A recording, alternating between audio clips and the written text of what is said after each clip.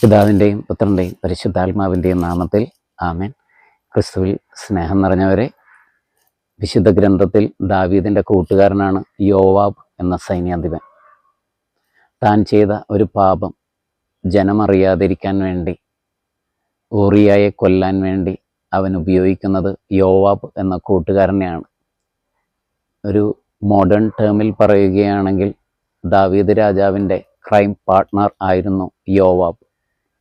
എന്നാൽ പിന്നീട് തൻ്റെ പ്രിയപ്പെട്ട മകൻ അബ്സലോം തനിക്കെതിരെ യുദ്ധം നയിച്ചപ്പോൾ ആ യോവാബ് ക്രൈം പാർട്ട്ണർ തന്നെയാണ് ദാവീദ് രാജാവിൻ്റെ ഏറ്റവും പ്രിയപ്പെട്ട മകൻ്റെ നെഞ്ചിലേക്ക് കുന്തം കുത്തിയിറക്കുന്നത്. ഒരുപക്ഷെ നിൻ്റെ ക്രൈം പാർട്ട്ണർ നിൻ്റെ കുടുംബജീവിതത്തെയോ, നിൻ്റെ പ്രാർത്ഥനാ ജീവിതത്തെയോ, നിൻ്റെ സമൂഹ ജീവിതത്തെയോ നശിപ്പിക്കുന്നുണ്ടോ എന്ന് ഈ തപസ്സുകാലം നമുക്ക് ധ്യാനിക്കാം. ഈശോ നിന്നെ അനുഗ്രഹിക്കട്ടെ. ആമേൻ.